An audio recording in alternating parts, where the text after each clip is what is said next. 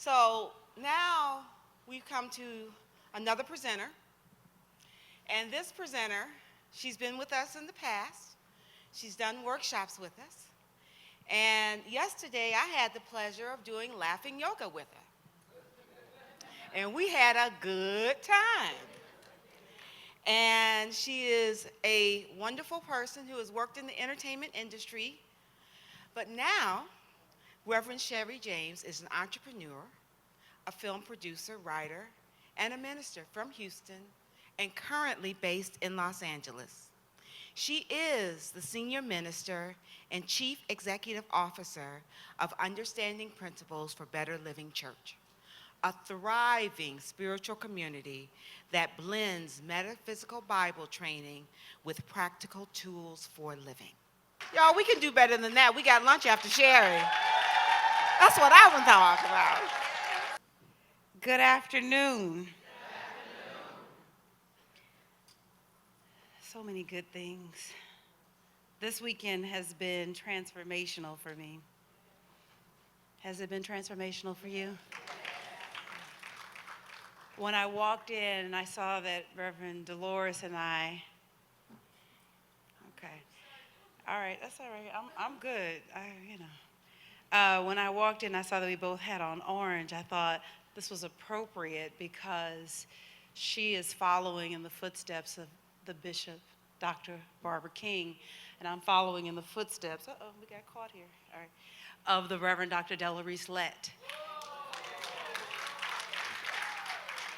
And what you may not know is that Reverend Della and Bishop King have become really close friends, that with the transition of her buddy, Dr. King has sort of stepped into that space, and those of you know that Reverend Dr. Johnny Coleman was her buddy. They were besties. So I feel a kindred spirit with Reverend Dolores. But I'm so excited to be here. And when I got here, I set a very clear intention, which is that I wanted to step into the next dimension as a speaker, as a presenter, as a metaphysician, as a teacher, as an entrepreneur, as an investor, like on every level of my life. And so what I'm asking is for you to take that same step with me. Let's step in together at a new level. Let us lean in and become more than we ever could be. Some of you know that I'm raising my great nephew who's 3.5, and he's the most delightful thing you ever could see. I can't think of one bad thing to say about him until he finds that last nerve. And our favorite pastime is at night, he has a book, he chooses the same book every night, and it's a book called 101 Animals. And he has this obsession with like aquatic animals and then snakes. And so he picks an animal, and then I say, hey, Google, show us videos of snakes. And so we watch videos of snakes, and we watch this process of the snake shivering out of the skin as it's going through this metamorphosis into its new self. And so I'm going to ask if you would just shake with me and shake off that old skin, shake off who you used to be, even just the moment before. Let's let it all go and move into the new self that we were designed to be. Okay. All right, we're here. If you can give me the presentation. So my talk today is how to pray ocean deep. How to pray ocean deep. And so if you go to the second slide, our outline is very clear. I'm going to talk to you about your divine assignment. I'm going to talk about the nature of God. I'm going to talk about what it looks like when you do what is yours to do. What is prayer?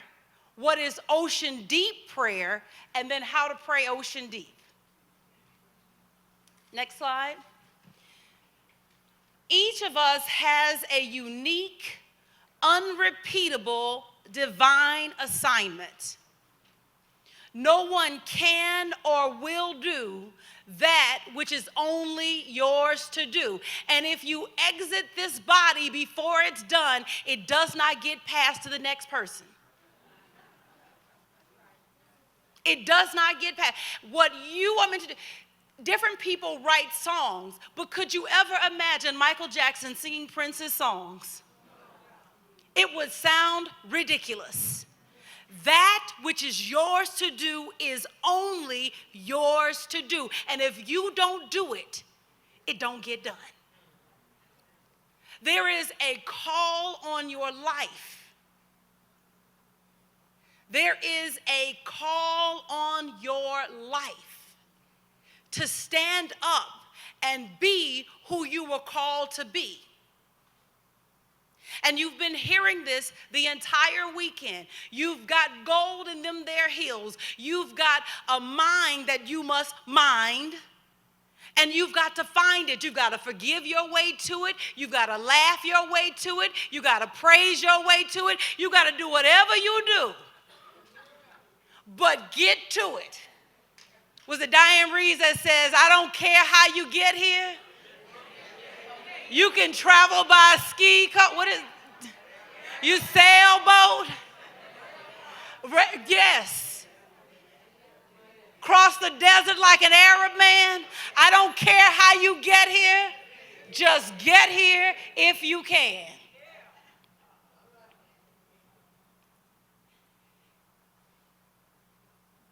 I want you to consider the nature of God. God has a consistent theme, unrelenting. I left a word out, meaning Spirit told me when I was sitting there, you left a word out. Unrelenting, intentional, lavish abundance. Unrelenting, intentional, lavish abundance. So I'm a little bit of, when I started out in school, I was a science major, engineering major.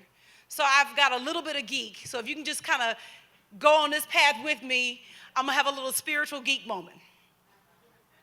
Did you know that there are 23,000 known different species of bees? Bees. Just bees. Not 23,000 bees. 23,000 different species of bee. And here's the thing, they always have to say known because there are more being discovered. Did you know that there are 2,000 different known species of roses? I know, right? Did you know that there are 11,000 different species of moths? Now, in my opinion, God was being a little team too much with the 11,000 different species of moth. But when you watch the Spirit, this is what's so great about the transcendentalists. They studied the Spirit. They would literally sit and just study nature and record the movement of nature. And what you do when you look at God is that you see that when God is unobstructed, the Spirit flows in lavish abundance. You also find that everything has purpose. There is not one thing that is without purpose. Now, you being God also have a purpose. You have a specific divine intention. It's been shaped and colored and texturized by all the things that you have been through. It is part of fulfilling your divine call. Now, you probably have been running from it. You probably have been thinking of yourself as ordinary.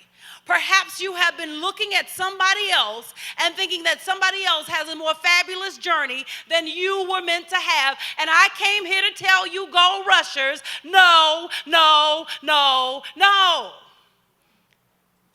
What God has for you to do is no less significant than the 11,000 different species of moths. I have been known to say that I want my Fifth Symphony. Beethoven, who wrote this song 250 years ago, but you can go anywhere on the planet and they know he wasn't even in America. And we know this song, and you hear it. Dun, dun, dun, dun. Dun, dun, dun, dun. Everybody knows it.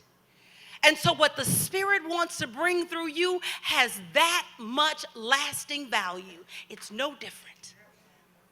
Now, the question is, are you willing to open up?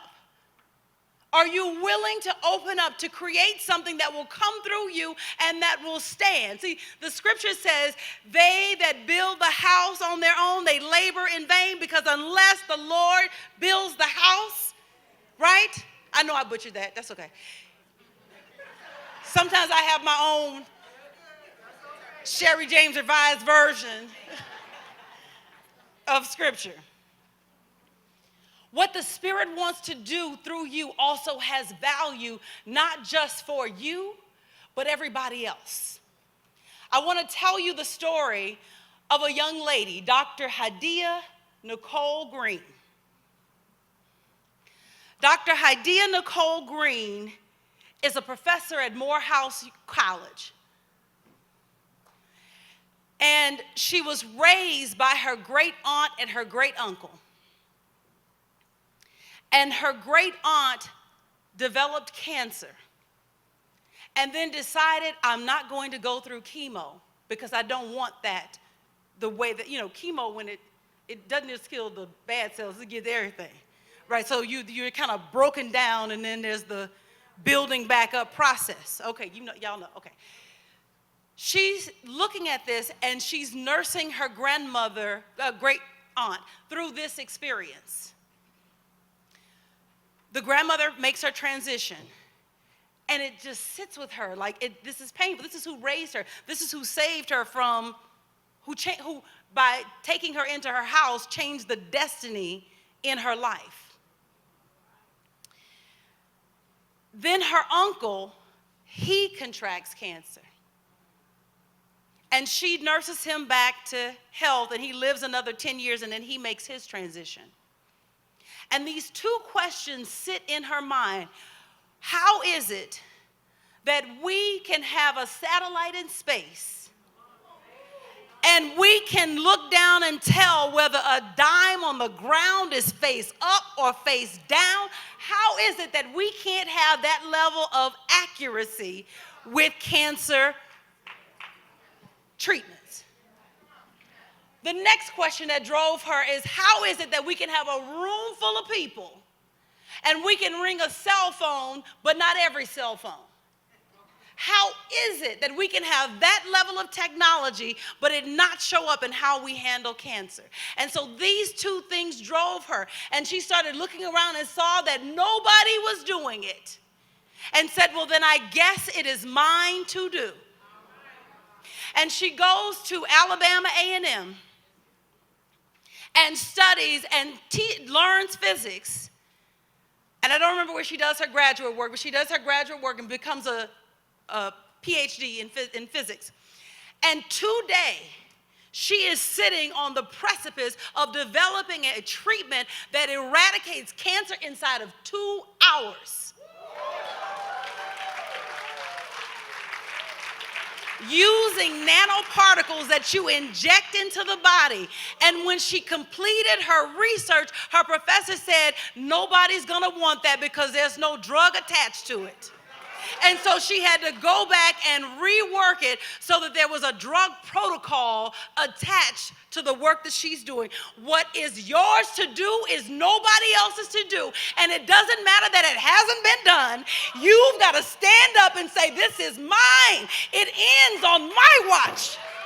On my watch it ends. So what God has for you has never been done before, but the question is, are you willing? to have the Spirit flow through you in a way that has never been done before. We're so afraid of being different. We're so afraid of just standing up and letting God live full out through us. But you do know that if you don't do it, my God, it don't get done. Because you are the hands, you are the feet. You are the hands and you are the feet. So this is what most of us think about when we think of prayer. We're communing with God.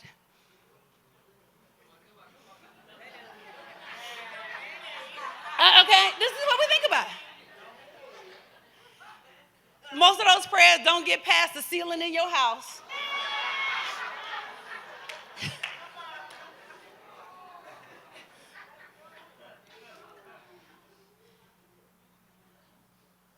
Prayer is absolutely communing with God, 100%.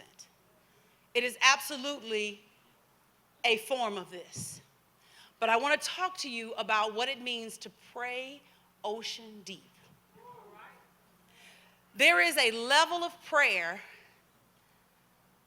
that turns your heart, that awakens the fire in your heart.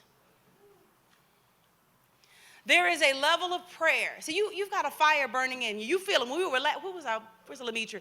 We were laughing, hollering, and the fire was waking up. What I said, my head was feeling hot. You know, oh, all right, we got to be careful here. All right. My head was getting hot, and right? And we get afraid of it. But there is a level of prayer that awakens the fire that is shut up in your bones. There is a level of prayer that taps into that which is only yours to do. Now, some of what happens is that we're busy praying the problem.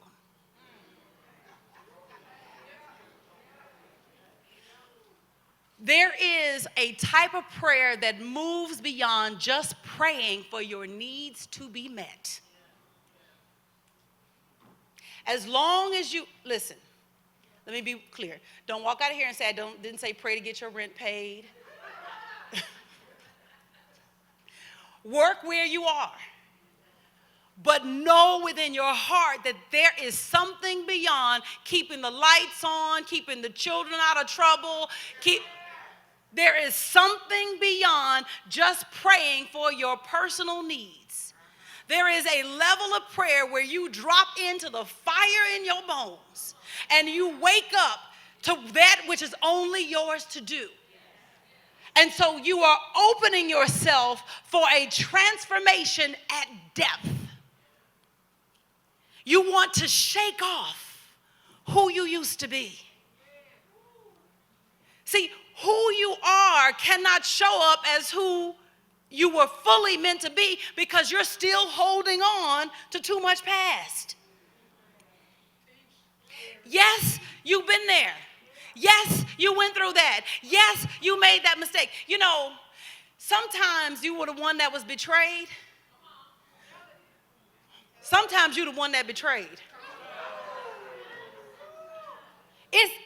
For me, it's easy to forgive the one that betrayed. It's a much harder thing to forgive the betrayer because you still feel attached to it. And it walks around with you. It's the secret that you don't want nobody to know. But what I'm telling you is that if you will open up, Spirit will transform you at the core of your being, that the thing that you were betraying, you will begin to see how it was part of leading you into the higher version of yourself. Everything has purpose in the kingdom. And so then you must be willing to step into the unknown. Little known fact, because I was a producer. So there's a young lady, you guys know her, Ava DuVernay. Little known trivia fact, I produced her first short film. I've been walking with greatness for a long time.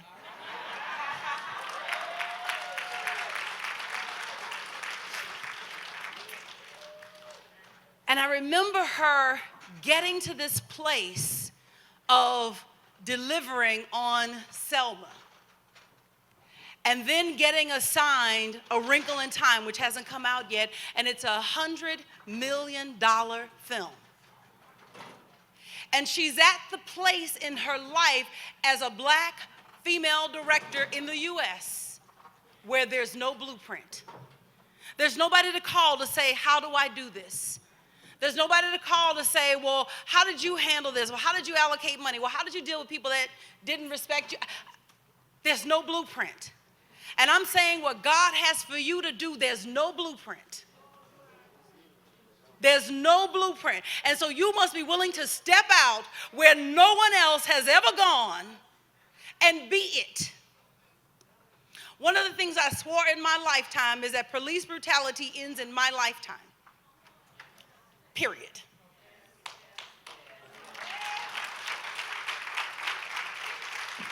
I remember the palpable fear. I have a younger brother who's 8 years younger than me. I remember the palpable fear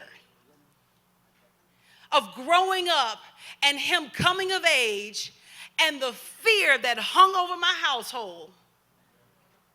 And I don't think anybody, black, white, yellow, orange, purple, or blue, needs to live through that level of fear, ever. And so it occurred to me that we're in this partnership with everybody. People handle the needs of the community according to their gifts and their talents. My gift and my talent is teaching spiritual principle. So I'm responsible for those needs. I'm in partnership. And there's some people who, they like the adrenaline. They like to run through alleys and chase people that are out of their minds. Go do you, boo. So, right? Because one day I came home and my gate was open and there was a guy who didn't look like he was in his right mind who was standing inside my gate. I called 911 because that's not my gift and talent. Right? I'm not going to say, I can pray with you, but you don't look like you're in a space to hear what I got to say.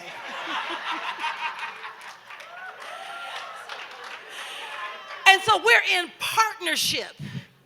We're in partnership. And so after just one too many killings, I said, enough is enough. And so right now at Up Church, we're working on a community meditation initiative to work with the police and the community because we're in partnership. I handle my end of the partnership. You handle your partnership. I'm not in charge of you. I'm not policing the police. But you're not in charge of me. We're in partnership with one another. And is there a blueprint? There's no blueprint out there. You got to be willing to step into the unknown and claim what seems to be the impossible. And say that it be, Lord, it's me. Send me. Because we've got these gifts, these tools, these talents. I've got a community of people that can pray you under the table and back up again. Let us go. We will stand with them. We will begin to hold the vision for something bigger than what's happening right now. We will not create enemies because you know how you get an enemy? You got to be one. You know that, right? You know how you get. The police are not my enemy. We're in partnership. I know that might be sacrilegious for some folk, but are you willing to come up a little higher? Are you willing to do that which is yours to be done? Before Hydea began to do her research, we just throwing money at cancer, creating drugs. And here this baby who she's in her 30s, but she like she ain't all of 15. Stepping in saying, wait, there's got to be a better way. So I want to talk about praying ocean deep because there are 7 conditions that need to be set to achieve this kind of prayer. 7 conditions. Next slide. Condition number 1, you've got to recognize God as Father, Mother. Now, I want to call you on the carpet. I'm not going to convict you. I'm going to let your own conscience do that. I know we say that we start, Father God, but what would your life look like if you actually really believed that?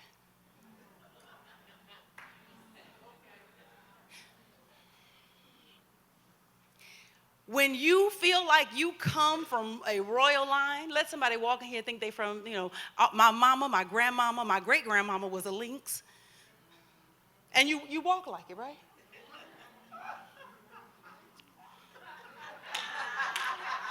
My great-grandmama was on the founding line of the Alpha Kappa Alpha.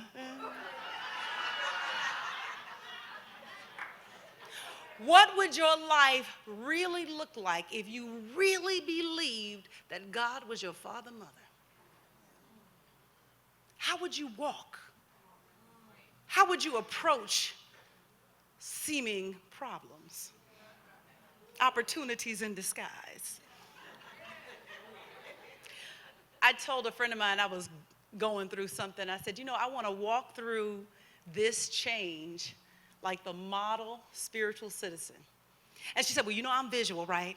So I see you are Miss UFBL. You got your sash, your tiara, your scepter, and as the problems come, you just give it your royal way. How would you show up if you really believed that God was your parent? How would you play life? Would you play full out? Would you continue being small, thinking that someone else has a gift that you don't have and that's why you can't? I wish somebody could find this clip. There was a interview with Johnny Coleman and Vashti McKenzie and a bunch of other women ministers. And it was on Tavis Smiley. So this is when he was on BET, but like before he was on BET the second time. Like it's, a long time ago. And they were talking about being heard in the church and being respected as women ministers. And Johnny had this puzzled look on her face, and so I guess Tavis must have picked up on it, and she said, I wouldn't wait for Jesus to tell me I could preach. Who are you waiting for? If God is your parent, what more validation do you need? You're looking for a cosigner, and you've got the only signature that matters, which is the call of God on your life. That is a check sign that you can carry to the bank. I don't care where you've been, who you don't know, what you don't have.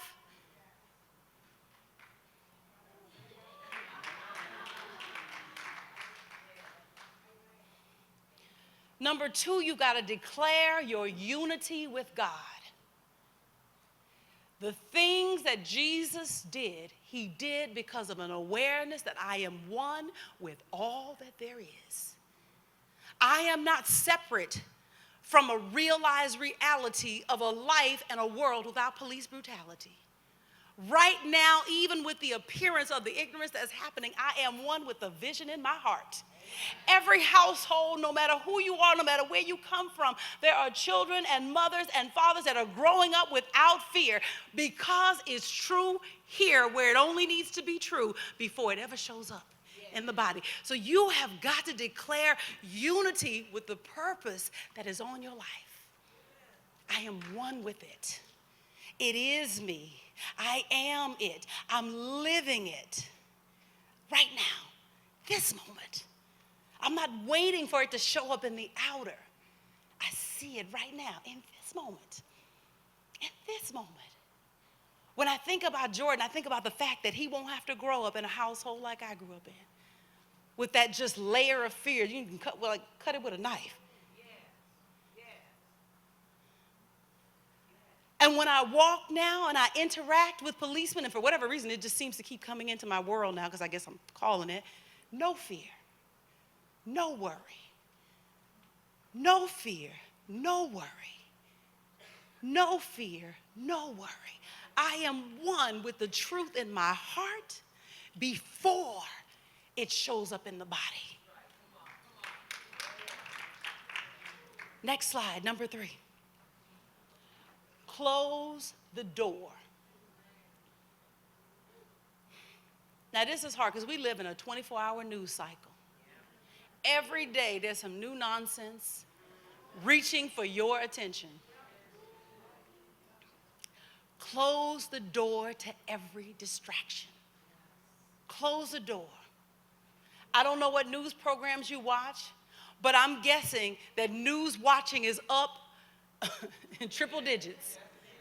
Folks watching whatever news program they watch, and this is a shame.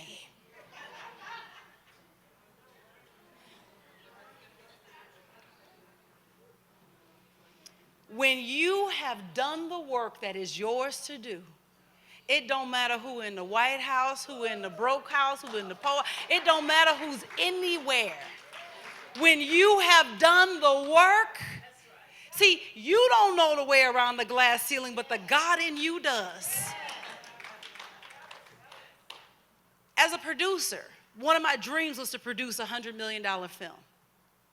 I don't know the way around, but God does. And now there's a young lady who looks like me in Australia right now directing a $100 million film. I don't know the way, but I don't need to know the way. All I got to know is the what. And all I have to do is hold the vision that what is true in my heart can be true in my body. I don't need to know the how. How is none of my business. And so it is part of the discipline of waking up to who you are spiritually is learning to take your attention off of the world. To take your attention off of and everybody's thing is different. Some people never turn on a news program. You've been in this truth so long, you wouldn't dare put on the evening news.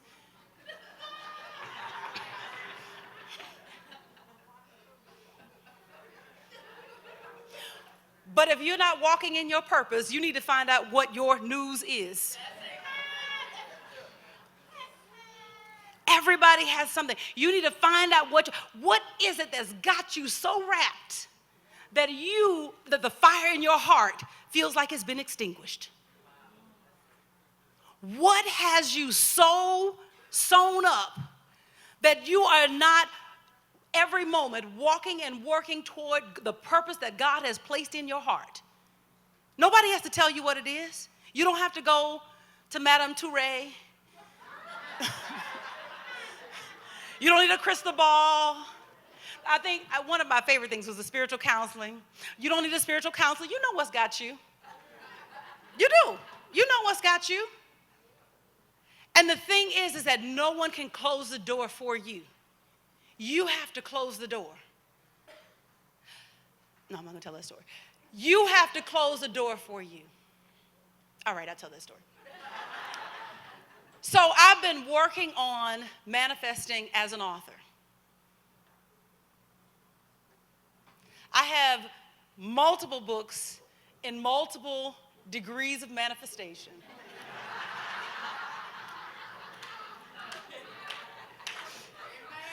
None of them quite where they should be. But something happened one night. I was sitting in my house, and I heard some rustling in the cabinet. And I said, is that a pigeon?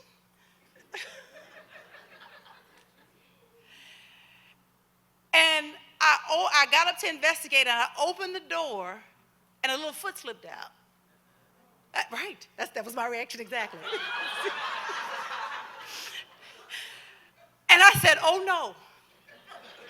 I may not know how to get to the New York Times bestseller list, but I know how to sell enough books to get this rat out of my house.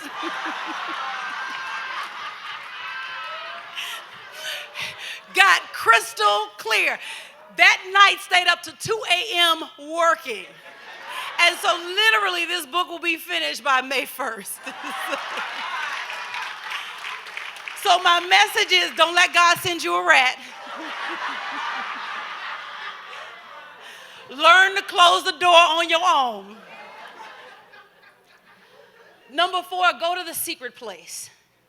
You know, I had a revelation about this because, the secret place of the Most High, and it's, mysterious. But really, it's the place where this feeling of all possibility, this feeling of complete possibility where nothing is held off from you. Now, you know how to get there. You've been there. Sometimes you can turn on, I don't want to offend anybody, a Warriors basketball game. I know we in the Midwest.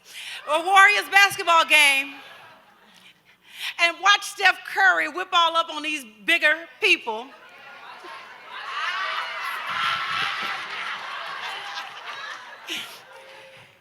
And all of a sudden, you're in the secret place. It's the space of all possibility. Sometimes it's music. Music will get you there. That's why I love Karen's music, because her songs just take me there. It was that you are the face of God. I see you in my heart. Yes. It's the space of all possibility. Some people exercise their way there. You know, like they go and they exercise and it clears their head of all, right? There's an excellent book called The Inner Game of Tennis. Great book, Timothy Gallwey, Gallwey. What he talks about is how do you suspend the conscious mind. What he learned in his research as a tennis coach, and he wrote this book, The Inner Game of Tennis, first, and then business executives are reading it, and so he rewrote it for the business audience, The Inner Game of Work, and then he wrote a later one, The Inner Game of Golf. And what he learned is that the mind, the conscious mind, that he calls it self one and self two, but it's the conscious mind and the subconscious mind, that the subconscious mind has this innate intelligence that when the conscious mind is at rest, you automatically move in the right direction. And so what he taught his players to do was to give the mind a focal point. So as the ball is coming across the net, usually what's happening is like, oh crap, it's coming from my backhand. Oh, that's not my, oh, I haven't done that work I said I was gonna do on my backhand, right? And all this stuff is happening in a split second. And so, of course, all this inner critic, and you swing and you miss, or it goes wild. What he learned to do was to give them an important but non-critical focal point. And he would say, I want you right now to just notice how the ball is coming across the net. That's all I want you to do. And in giving the conscious mind something clear to do, the subconscious mind was able to step in, and they delivered a backhand or whatever swing it was better than they've ever done. And so he learned not to give direction and say, hit this way or hit that way, which is normally how we all give instruction. He learned to say, give your conscious mind this focal point, and you will automatically step into the swing. And so you can learn to do that for yourself. When you're working during the day, there are things that you can do with your conscious mind that will suspend it or occupy it so that you can then take the right steps to where you want to go. Number 5, believe before you receive. Believe before you receive. Before Hydea Nicole Green began to do her work, she believed that there has to be a better way. And it's the same thing for you. You must start with an awareness that it's already done. And I'm simply walking the path to follow it through all the way to the end. I don't know all the inner workings of how this community meditation initiative is going to come about. But in doing the work, I came upon an officer in Oregon who's teaching mindfulness to officers. And so he's having a conference in May that I'm going to. And he said, you know, we've got the research, all the people who do all the research on mindfulness, and we've got the training, but what we don't have is the practicality. And we've got this third day that we haven't been able to figure out, and we know we wanted to do something with the community.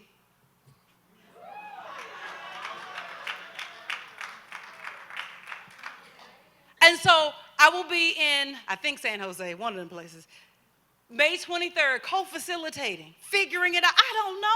I'm stepping into the unknown. Stepping into the unknown. I don't need to know. You know who knows?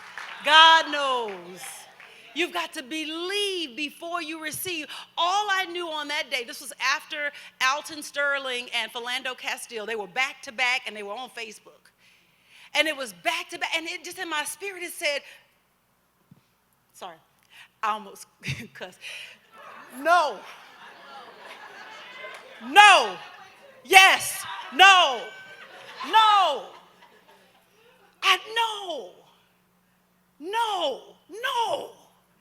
And I felt it like, you know how you feel something in your toes? It gets you all down in my, like from the bottom up, like everything in my spirit said, no more. It ends on my watch. Period. And then things started to come together. And the officers that I needed to talk to, the resources, the excitement for the idea started to come about. And it's unfolding. I don't know what the end is going to be. Let me back up. I know what the end is going to be. I don't know the how. There you go. Next slide. Number 6, seek God first. What is the divine idea? I'm looking for peace. I'm looking for a greater manifestation of peace. And there has to be peace in my soul. You know, they got people in the world arena talking about world peace. Ain't got no peace. You meet them there in turmoil. All the fruit in their life is just rotten to the core because ain't no peace nowhere. Whatever it is that you seek to be, you must be it first. And so as things crop up, I have to work with me. I claim peace, but that don't mean that the next killing don't wake something up in me. Right? So I have to continually seek God first, continually seek that peace, continually seek that love. Let me be it because that's the only way that I can bring it. I can't give you what I don't have. If you ask me for $1 million right now, though I am abundant, we would have some work to do. You must be what it is that you want to give. You must be it first. Stand up in it. Practice that peace moment by moment. Practice that love moment by moment. Be it. And then when you step out to give it, you will be given the right words. It won't come off as pandering. It won't come off as self-righteousness. You know why it's self-righteous? Because you ain't got it. When you really have it, there's a compassion. I'm not trying to tell you how to be. I'm offering you an opportunity.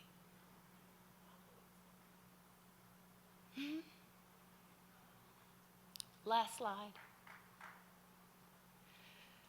Forgive your way to the light. We are alchemists. And I love that you had that India Ari video, I am light. You are light. Even the darkness that's wrapped up in bitterness, anger, hatred, envy, jealousy, even all of that is still the concealment of light. And your forgiveness dissipates that energy so that you may step in and repurpose it and use it for something else. You know you don't get rid of it, right? You transmute it. You don't get rid of it, you transmute it. You shift it. It's just energy. And you're shifting the energy. So you're saying, I no longer want to use this for anger. I want to use this light for good. I no longer want to use this for hate. I want to use this light for love. That's all you're doing. You're just moving the energy from one purpose to another, but it's all the same light. And as you forgive your way to it, it dissipates. And you've met somebody when they've really let something go, they look lighter. Mm-hmm. You feel it. We felt that in the room with the laughter.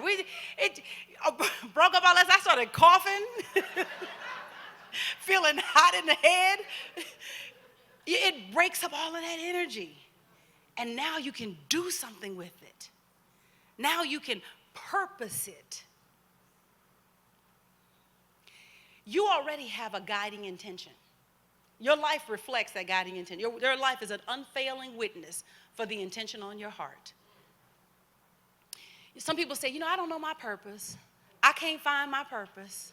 And I just want to tell you, look at your fruit. The fruit of your life reveals the purpose that you are operating on. That might be a bitter pill. We need some candy. I feel a Dolores McMillan. She would tell you, get some candy. you might need a little sugar with this one.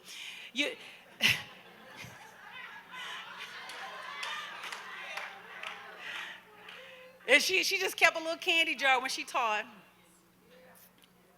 Because you might need a little something. Because sometimes I look at the fruit and I go, no, that wasn't from my tree. That wasn't from my tree. No, somebody else threw that fruit in my yard. That is not my fruit.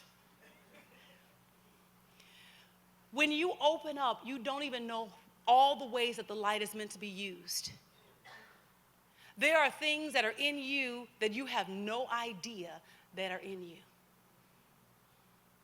This teaching is so powerful. I find it interesting. I told you I'm a little bit of a geek. I find it interesting that this message has traveled through time. And it sat with the Rosicrucians. It sat with the Knights of the Templar. It sat with the Transcendentalists.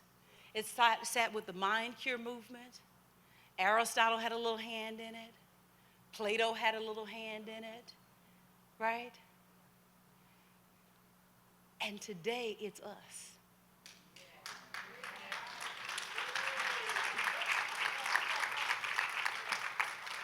I don't want it to get lost that it has been left in the hands of a group of women.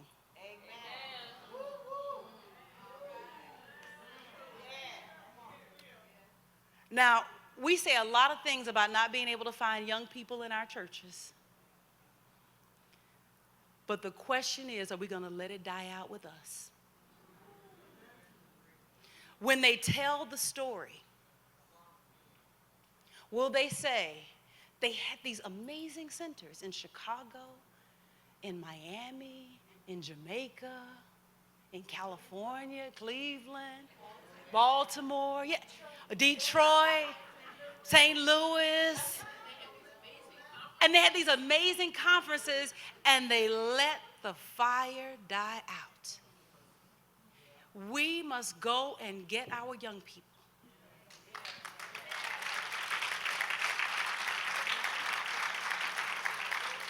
We must believe that this message is not too over their heads for them to hear it.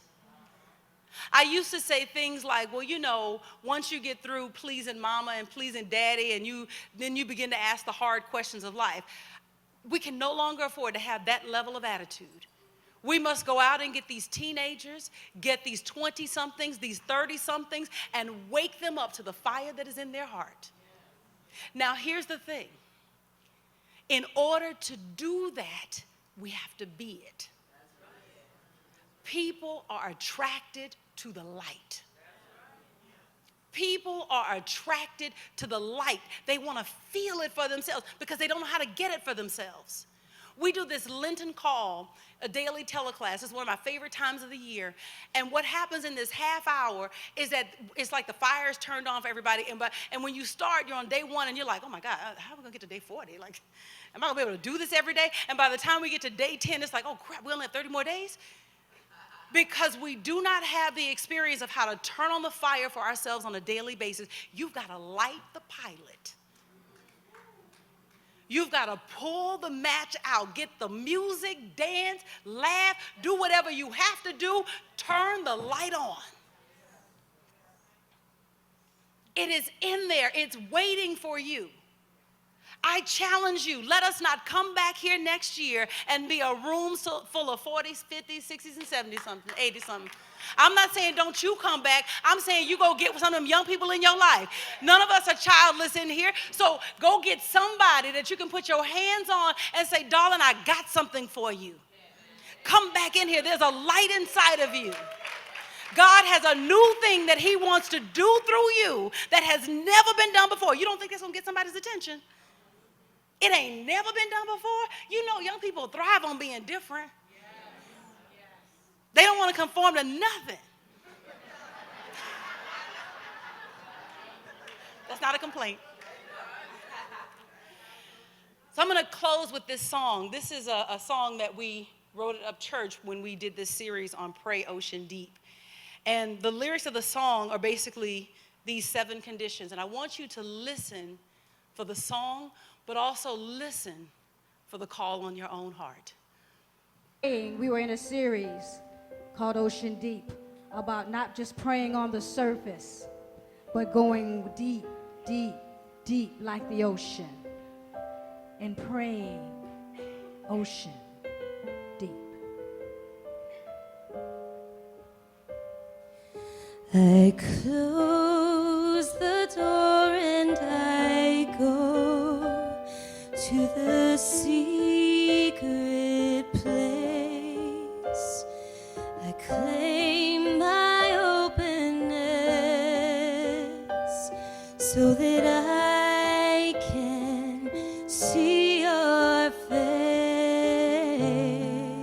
You whisper in my ear, I have more for you. The great I am has more for me to do. Deeper, Take me deeper, deeper, bathing in your sweet love. Go deeper, deeper. believe before I receive, learning to pray, ocean deep, learning to pray, ocean deep. I give you my heart, my mind, and my soul, all of me. Let your spirit find full expression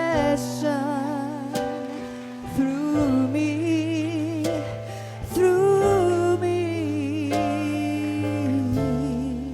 You whisper in my ear, I have more for you.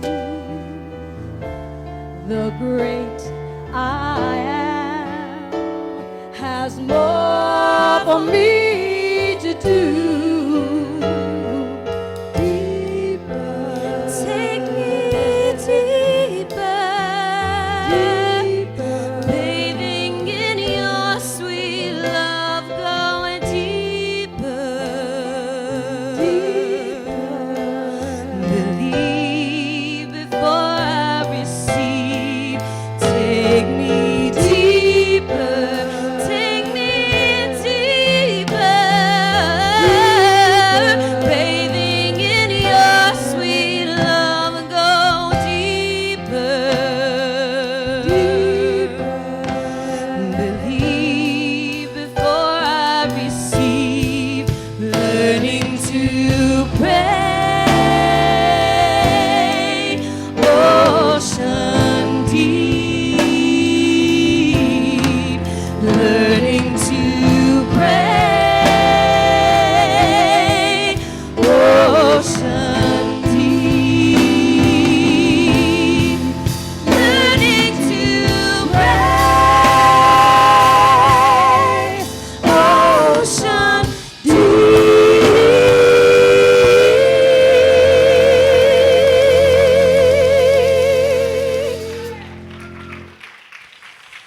learning to pray,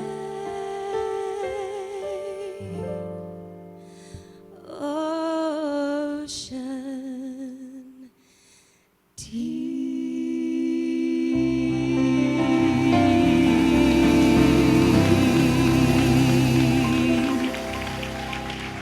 Right where you are, I just give thanks for the presence and the power of God inside of you. I give thanks for the presence and the power that it is waking up inside of you, and you are now ready to step into your divine call. that you have heard the call on your life, that you have accepted the challenge for transformation, and you are now ready to live this message. We will not walk through these doors the same way. When we show back up a year from now, we will be different women. We won't walk the same. We won't talk the same. We won't dress the same. We won't feel the same. We will be entirely different. I call on all the power and the energy of God that there is, which is moving in and through us right now, changing us. Let the fire of God move through this place and shift.